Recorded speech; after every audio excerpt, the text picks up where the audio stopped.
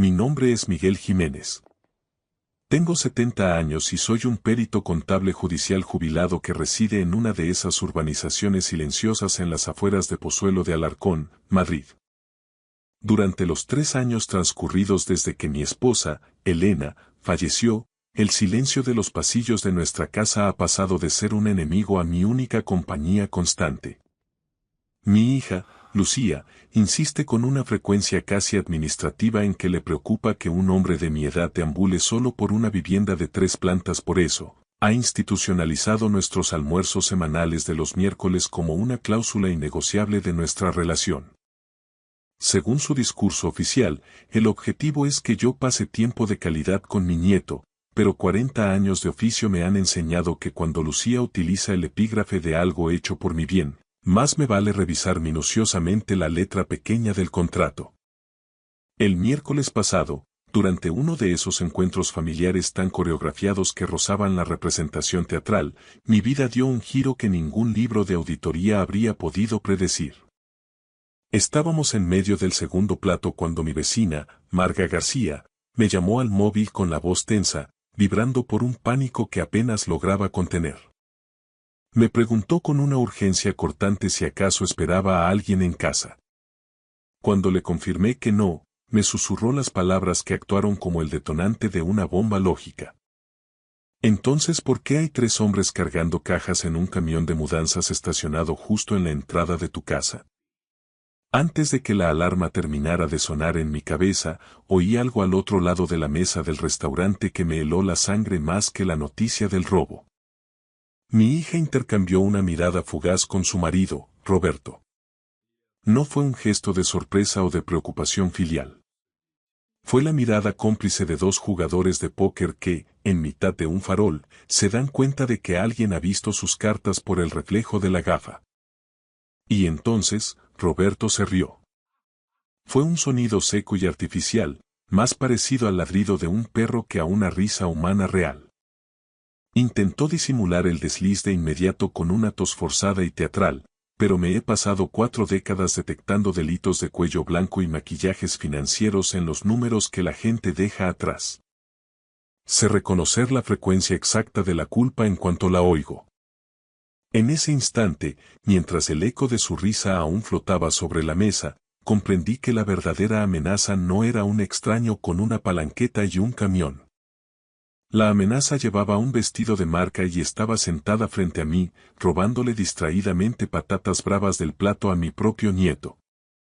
Lo que ellos no terminaban de procesar era que se estaban riendo de un hombre que pasó su vida profesional desentrañando tramas de fraude y blanqueo de capitales de cientos de millones de euros. Y un perito contable sabe una máxima por encima de todo. Cada delito, por muy astuto o familiar que parezca, deja un rastro de papel. Aquella mirada y esa risa fuera de lugar me acababan de enseñar exactamente por dónde debía empezar mi propia auditoría. El restaurante era uno de esos locales pretenciosos de huerta a la mesa en La Moraleja, donde el diseño interior es más importante que el sabor y el menú se toma la molestia de explicarte el viaje emocional de cada hortaliza antes de llegar al plato. Lucía lo había elegido, por supuesto siempre seleccionaba los establecimientos más caros de la zona norte de Madrid sabiendo que, al final, yo siempre pagaba la cuenta. Era otro de esos patrones de gasto que yo había notado pero que, por ceguera emocional, nunca me había atrevido a cuestionar hasta hoy. Estaba sentado en un banco diseñado para el postureo de Instagram y no para la ergonomía, observando a mi nieto de 5 años, Mateo, mover sus bastoncitos de batata orgánica por el plato con una desgana infantil. El niño tenía los ojos de Elena, ese mismo tono miel que solía hacerme saltar el corazón y que ahora me servía de ancla. Mirarlo era, a la vez, el mayor de mis consuelos y una herida que, debido a la ausencia de su abuela, nunca terminaba de cerrar del todo. Lucía permanecía sentada frente a mí, con la atención fragmentada entre las notificaciones incesantes de su iPhone de última generación y una conversación banal de la que yo, por diseño o por desidia, no formaba parte del todo. Mi hija se había transformado en una mujer de una belleza arquitectónica, de esas que son plenamente conscientes del poder de su imagen y la gestionan como un activo estratégico o, según la ocasión, como un arma de precisión. A su lado, Roberto mantenía el brazo apoyado sobre el respaldo de la silla de ella con un gesto posesivo, casi de inventario. Roberto era un escaparate sin almacén, un promotor inmobiliario que se llenaba la boca con operaciones de 7 cifras en la Costa del Sol, pero que, misteriosamente, siempre sufría tensiones de liquidez que le obligaban a pedir préstamos para las facturas más triviales. Era el tipo de perfil financiero que yo habría marcado con bandera roja en los primeros 5 minutos de una auditoría externa. ¿Quieres más agua, papá?, preguntó Lucía sin llegar a despegar los ojos de la pantalla. Su voz poseía esa dulzura ensayada, casi de departamento de atención al cliente, que durante mucho tiempo mi necesidad de afecto confundió con amor genuino. Sí, gracias, respondí mecánicamente, mientras observaba cómo mi nieto Mateo intentaba edificar una estructura inestable con sus patatas orgánicas. En ese momento, mi teléfono vibró con una insistencia agresiva sobre el mantel. El identificador no dejaba lugar a dudas. Marga García, mi vecina desde hace 15 años y la única persona en la urbanización que no se perdía en formalidades. Marga, antigua jefa de enfermería en urgencias del Puerta de Hierro, no era mujer de alarmarse por minucias, había visto demasiadas crisis reales como para entrar en pánico por nada. Descolgué de inmediato, sintiendo una punzada de aprensión en el estómago. Miguel, su voz sonó cortante, con la urgencia propia de un triaje hospitalario, ¿estás en casa ahora mismo? No, Marga, dije, cerrando el puño alrededor del aparato. Estoy en La Moraleja, comiendo con Lucía. ¿Qué sucede? Hay un camión de mudanzas bloqueando la entrada de tu casa, soltó ella. Pude percibir el siseo de sus cortinas al otro lado de la línea, estaba vigilando desde su salón. Es un vehículo de gran tonelaje y hay varios operarios uniformados. Están sacando cajas y muebles de tu salón en este preciso instante. Los estoy viendo perfectamente, Miguel. ¿Acaso has contratado tú algún servicio de transporte? El mundo, tal y como lo conocía, sufrió un desplazamiento de carga. Mi casa, el refugio que Elena y yo construimos piedra a piedra, el santuario donde cada rincón custodiaba un fragmento de nuestros 42 años de matrimonio, estaba siendo desmantelado. Me puse en pie con una brusquedad que volcó mi copa de agua.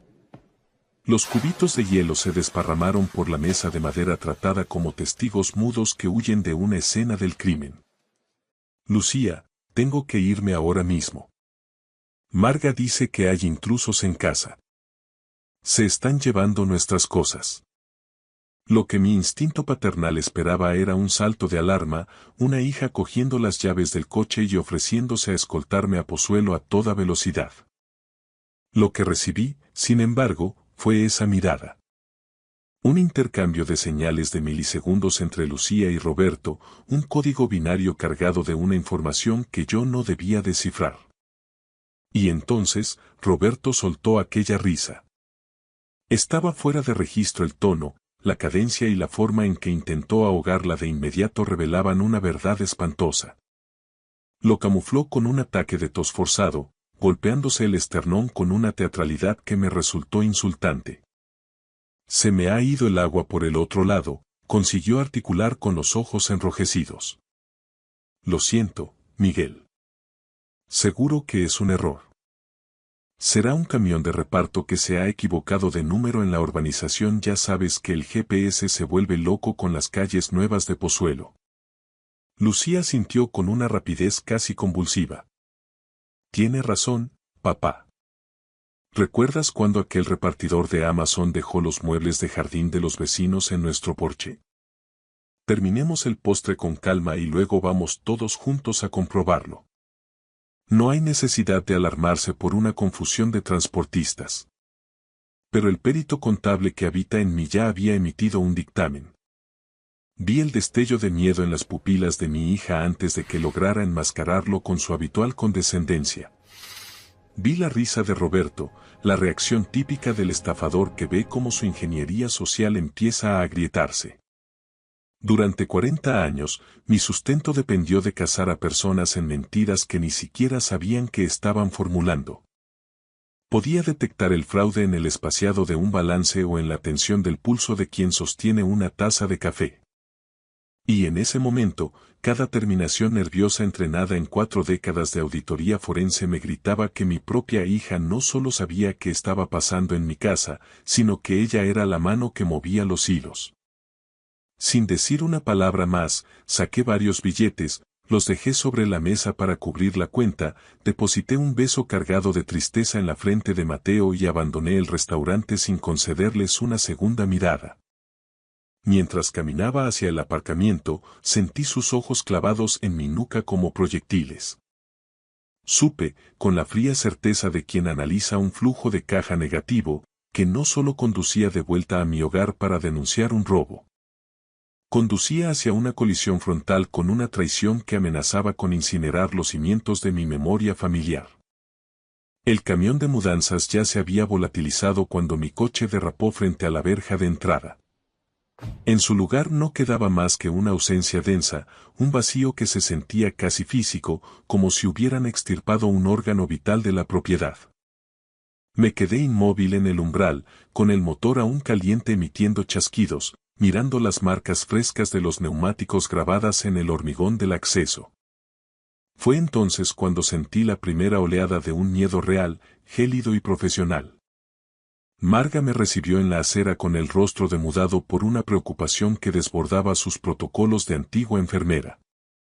He hecho fotos de todo, Miguel, dijo, depositando su móvil en mis manos como si fuera una prueba judicial. Deslicé las imágenes con dedos temblorosos. El camión, una matrícula de Madrid, 3 hombres de complexión atlética cargando cajas con una eficiencia militar. Llevaban uniformes de una empresa que no me resultaba familiar. Mudanzas Elite Madrid. Según el cronómetro de las fotos, habían estado operando durante casi 1 hora. Habían cargado al menos una docena de cajas de gran volumen y yo, el dueño legítimo, no tenía la menor idea de qué patrimonio cultural o personal contenían. La Policía Nacional llegó 20 minutos después en un Z rotulado. 2 agentes de la escala básica, lo suficientemente jóvenes como para ser mis nietos, tomaron mi declaración con esa condescendencia paciente que los funcionarios reservan para los ciudadanos que consideran vulnerables. Buscaron huellas dactilares de forma superficial y, como era de esperar, no hallaron nada. Examinaron los bombines de las cerraduras. Ni un rasguño, ni signos de apalancamiento o entrada forzada. Fue cuando revisamos el registro del sistema de seguridad, un equipo de alta gama que instalé tras el sepelio de Elena, cuando apareció la primera grieta sísmica en mi realidad. Caballero, dijo el agente de mayor rango, frunciendo el ceño mientras consultaba su tableta sincronizada con la central de alarmas, según los registros telemáticos. Su sistema fue desactivado ayer a las 14:47. Se validó mediante el código maestro de administrador. Y la puerta principal se abrió esta mañana a las 10:15, empleando de nuevo el mismo código. En nuestro sistema consta como una entrada autorizada por el propietario. Autorizada. La palabra quedó suspendida en el aire del salón como un gas tóxico. No le he facilitado mi código de seguridad a nadie, afirmé con rotundidad. Pero mientras las sílabas abandonaban mis labios, la memoria me traicionó con un destello de culpabilidad. Se lo había dado a Lucía el otoño pasado, cuando se ofreció a supervisar una revisión de la caldera mientras yo cumplía con una serie de pruebas cardiológicas. Se lo di porque era mi sangre, porque era la heredera de todo esto y porque, estúpidamente, creía que la confianza familiar era un axioma, no una variable. Los agentes sugirieron con desgana que cambiara las claves de inmediato. Me recomendaron redactar un inventario pormenorizado para la denuncia formal y se marcharon con esa sonrisa compasiva que se le dedica a un anciano que empieza a perder el hilo de su propia vida. No lo verbalizaron, pero lo leí en su lenguaje corporal. Para ellos, esto era un asunto doméstico. La típica disputa de herencias en vida donde los hijos se toman libertades excesivas con el mobiliario de los padres. Tal vez, si yo fuera otro tipo de hombre, un jubilado más dócil, habría aceptado esa narrativa reconfortante para evitar el dolor. Pero me he pasado 40 años siguiendo el rastro del dinero, rastreando hilos invisibles de fraude fiscal y alzamiento de bienes a través de laberintos de libros contables y cuentas en paraísos fiscales. Sabía que los delitos de esta envergadura no ocurren por generación espontánea. Tienen raíces financieras, patrones de comportamiento y una cronología oculta. Lo que estaba sucediendo en mi hogar no había comenzado con un camión de mudanzas, el camión era solo la fase de ejecución. La planificación había empezado mucho antes y yo pensaba auditar cada segundo de ella. Tras la marcha de la patrulla, recorrí las estancias con la atención metódica y fría de un investigador de la policía científica. No buscaba lo que faltaba, todavía no me importaban los objetos. Buscaba lo que era anómalo. El escritorio de mi despacho, mi centro de operaciones personal, había sido manipulado. Eran matices que solo alguien que ha habitado ese espacio durante 3 décadas podría detectar. El ángulo de rotación de mi silla ergonómica estaba desviado unos grados, los bolígrafos en el cubilete de plata no seguían mi orden cromático habitual. Incluso la fina película de polvo sobre el archivador metálico mostraba surcos longitudinales bajo la luz oblicua de la tarde. Alguien había estado revisando mi archivo documental con una calma aterradora, alguien que no sentía la urgencia de un ladrón, sino la autoridad de un dueño. Abrí el segundo cajón del archivador con el pulso acelerado. Mis dedos buscaron instintivamente la carpeta colgante etiquetada como patrimonio y escrituras. Al sopesarla, el pavor se transformó en una certeza matemática. Pesaba demasiado poco. Faltaba el 50% del historial documental de mi vida. La escritura pública original de la vivienda. Desaparecida. El título de propiedad y los recibos del IBI de los últimos 5 años. Desaparecidos. El documento de cancelación de la hipoteca que Elena y yo logramos liquidar tras años de sacrificios. Desaparecido. En su lugar, hallé una sola hoja de papel térmico, una fotocopia que yo nunca había archivado. Era una escritura de cesión de propiedad fechada hacía apenas 3 meses. En ella, se transfería la titularidad íntegra de mi casa a una sociedad limitada denominada Inversiones Familiares Levante S.L. Mi firma figuraba al pie del documento, aparentemente legitimada ante un notario cuyo nombre no reconocía. El problema era simple. Yo jamás había firmado ese documento. Jamás había oído hablar de esa sociedad con nombre extranjero. Y, bajo ningún concepto, habría aceptado regalar el hogar que compartí con Elena, un activo inmobiliario que, según la última valoración de mercado en Pozuelo, superaba los 1.400.000 euros. Mis manos vibraban con tal intensidad que el papel producía un sonido metálico al agitarse. Pero mi mente, forjada en décadas de análisis forense, ya estaba procesando las implicaciones legales. Una cesión de este tipo suele ser una herramienta de planificación sucesoria o de protección de activos, pero en este contexto, era la prueba irrefutable de un abuso financiero institucionalizado. Alguien había suplantado mi identidad para vaciar mi patrimonio. Y ese alguien conocía mis códigos, mis rutinas y el orden de mis archivos. El rostro de mi hija, con su mirada gélida en el restaurante, volvió a mi mente, seguido por la risa sibilina de Roberto. No, intenté decirme, pero la lógica contable es implacable. Los hechos no mienten, solo las personas lo hacen. Esa noche no pisé el dormitorio. Me instalé en la mesa de la cocina con mi portátil de alta capacidad y un cuaderno de notas nuevo. Volví a mi estado natural de perito en activo. Empecé a seguir el dinero, y el primer hilo del que tirar era esa misteriosa Inversiones Familiares Levante S.L. Lo primero que hice, con el pulso todavía vibrando por la indignación, fue solicitar una nota simple informativa a través del portal online del registro de la propiedad. En España, estos registros son públicos y actúan como el acta de nacimiento y defunción de cualquier inmueble. Tras abonar la tasa correspondiente, los píxeles en mi pantalla confirmaron mis peores pronósticos en menos de 10 minutos. Según los asientos registrales oficiales, la titularidad de mi vivienda había sido transferida a Inversiones Familiares Levante S.L. hacía exactamente 90 días. Al investigar la identidad jurídica de esa sociedad en el registro mercantil, descubrí que se había constituido apenas 6 meses atrás. Su estructura era el manual básico de la ocultación. Una sociedad pantalla con domicilio social en un centro de negocios de bajo coste, cuyo rastro final apuntaba a una jurisdicción de opacidad fiscal. Sin embargo, en mis años de ejercicio como perito judicial, me había enfrentado a entramados mucho más sofisticados que este. Sabía que, por muy grueso que sea el muro de cristal de una sociedad offshore, siempre hay una grieta por donde se filtra la identidad del beneficiario real. A continuación, solicité mi informe de riesgos en el CIRBE, Central de Información de Riesgos del Banco de España. Cuando el documento PDF se descargó, sentí una náusea física. Hacía 3 meses, alguien operando bajo mi nombre había suscrito un préstamo con garantía hipotecaria por un valor de 450.000 euros. El prestamista no era un banco convencional, sino una entidad de crédito privado, de esas que operan con intereses leoninos y ejecuciones rápidas.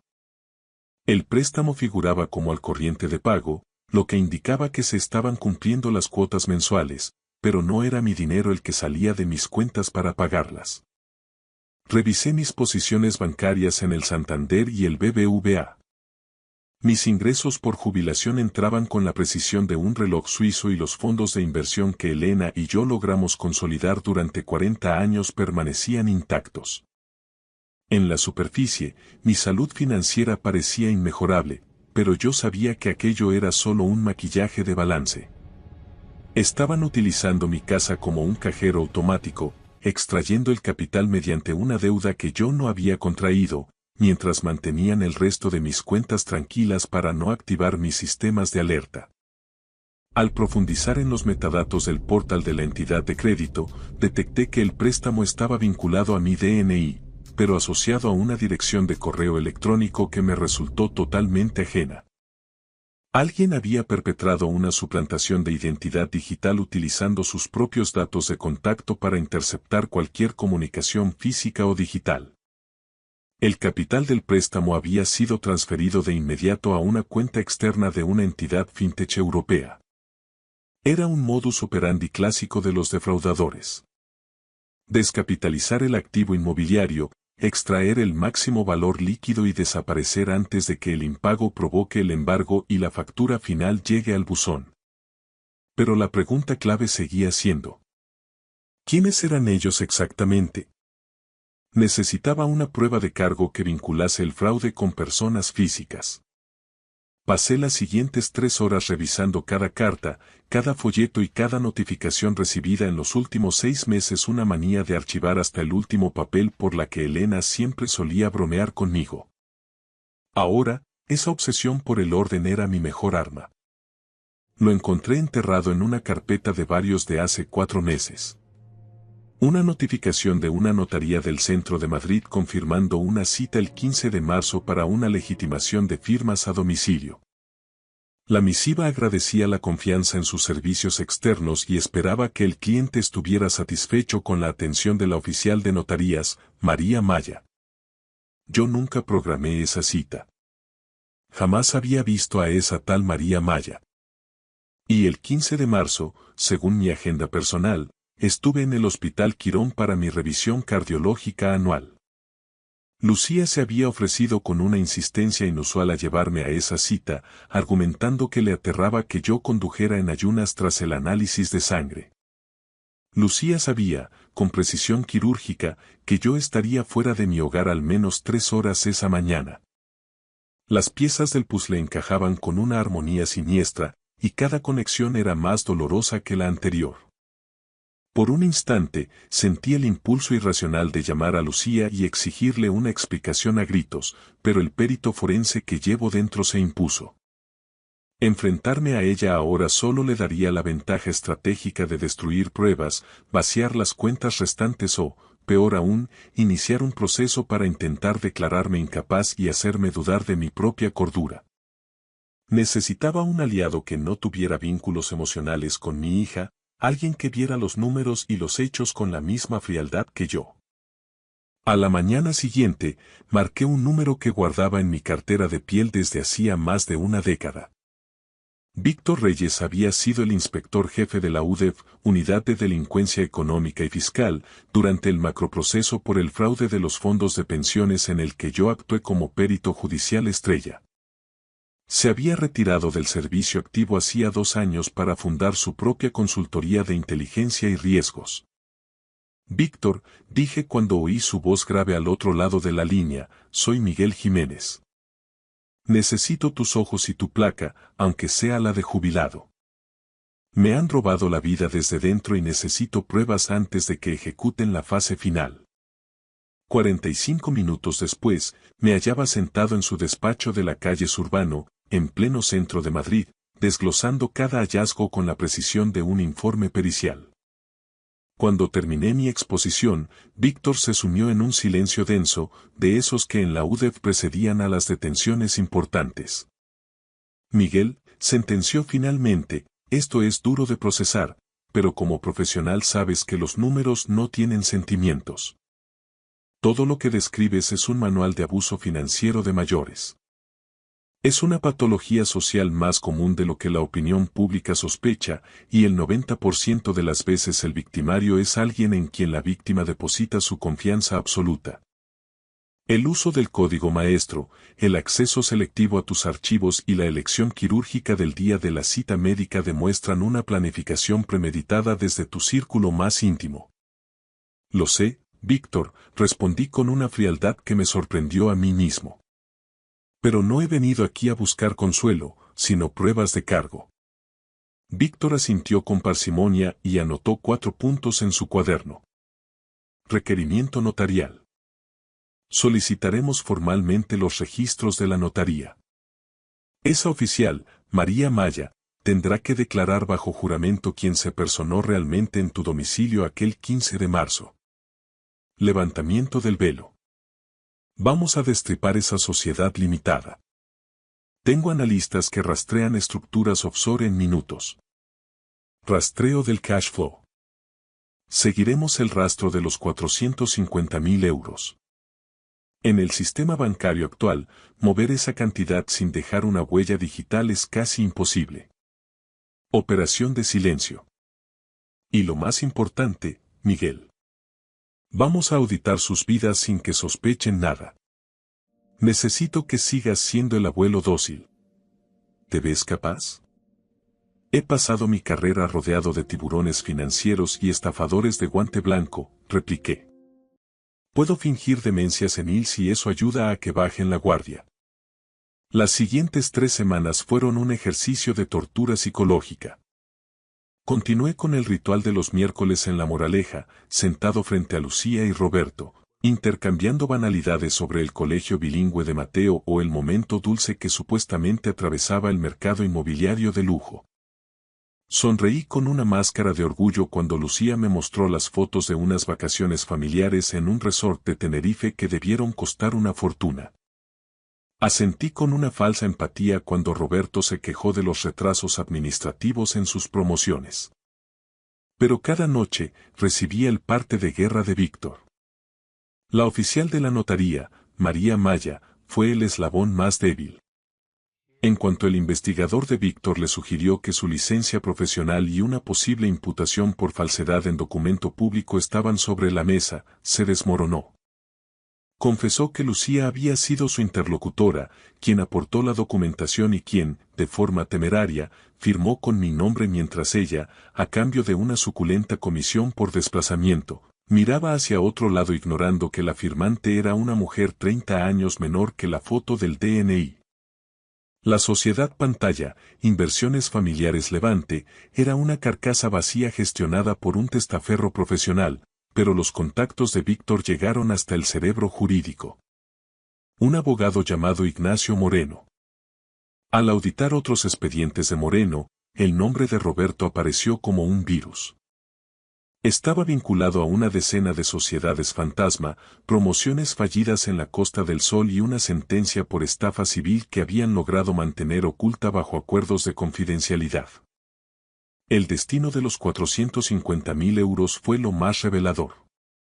150.000 fueron succionados de inmediato para cancelar deudas de tarjetas de crédito y préstamos personales a nombre de Roberto. 100.000 sirvieron como señal para la compra de un apartamento en una urbanización de lujo en Marbella, registrado a nombre exclusivo de Lucía. 50.000 se desviaron a una plataforma de trading de alto riesgo, donde ya habían perdido la mitad del capital. 150.000 se habían esfumado en retiradas sistemáticas de efectivo en cajeros y ventanilla durante los últimos 90 días. Estaban desguazando mi patrimonio a una velocidad de vértigo. Y lo peor estaba por llegar. Víctor interceptó correos electrónicos entre Lucía y una inmobiliaria de alto standing en Pozuelo. Planeaban poner mi casa en el mercado en menos de un mes, aprovechando la escritura falsa. El precio de salida: 1.300.000 euros. Tenemos evidencias para ganar un juicio, me advirtió Víctor, pero una instrucción judicial en España puede durar años.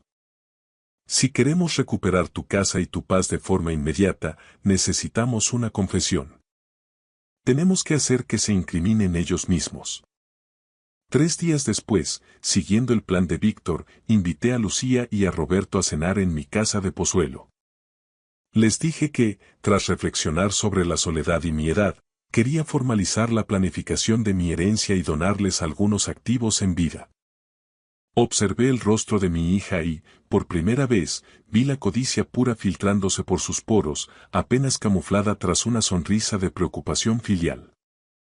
Claro, papá, respondió con una voz que pretendía ser dulce, pero que me sonó a metal rozando cristal. De hecho, Roberto y yo también queríamos hablar contigo de eso. Para asegurarnos de que tu futuro esté bien cubierto y no tengas que preocuparte por nada. El futuro, pensé mientras les abría la puerta. Se referían al futuro donde yo era un estorbo desahuciado y ellos disfrutaban del botín de mi vida. Estaban entrando en mi casa por última vez como dueños de la situación.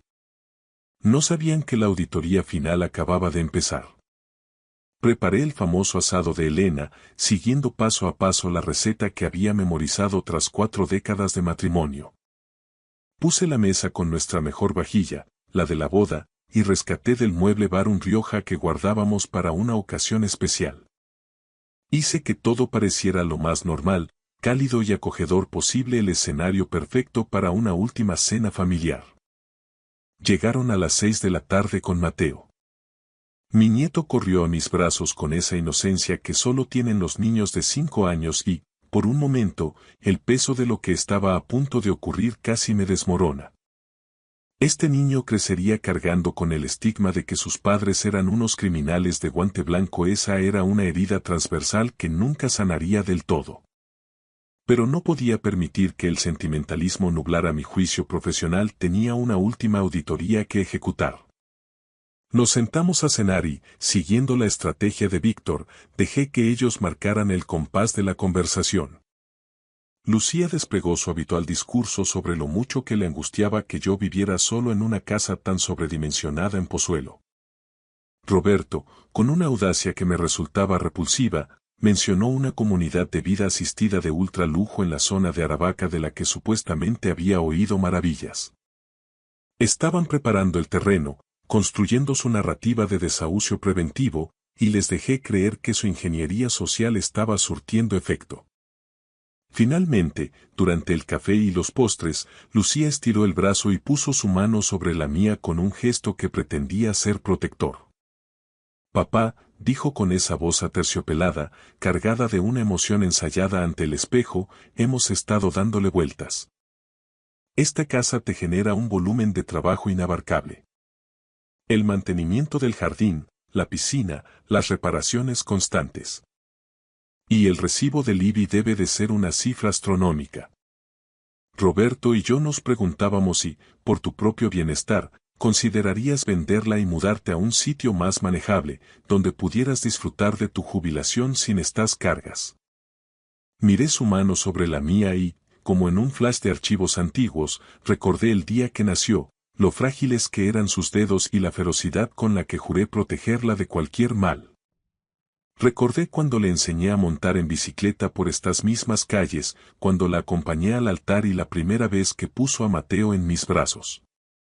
Luego, la imagen se fundió con la firma falsificada en la escritura de cesión de propiedad que reposaba en mi archivador. En realidad, respondí, manteniendo mi voz en una frecuencia firme y desprovista de emoción, yo también he estado analizando ese escenario. De hecho, le he dado muchas vueltas al estado de mis activos últimamente. Los ojos de Lucía emitieron un destello de triunfo codicioso.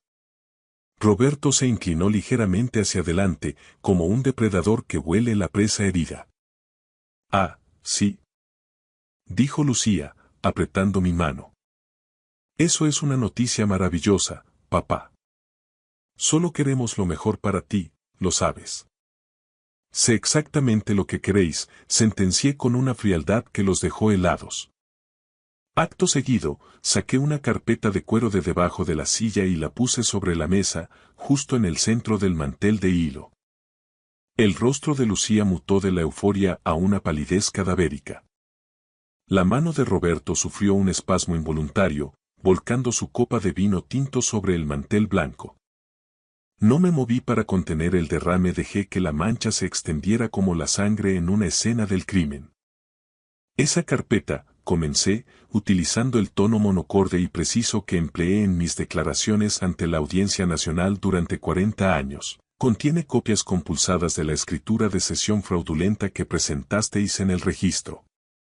También contiene el extracto de riesgos del Banco de España que muestra el préstamo hipotecario de 450.000 euros que solicitasteis suplantando mi identidad.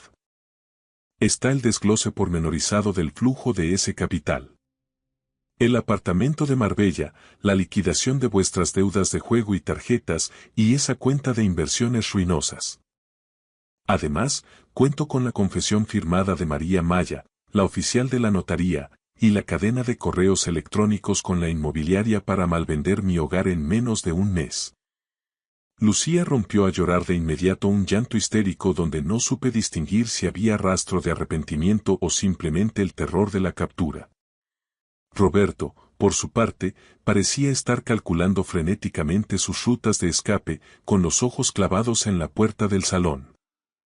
Ni se te ocurra intentar salir de aquí, Roberto, le advertí. Hay una unidad de la UDEF y un equipo de investigación privada estacionados en la calle.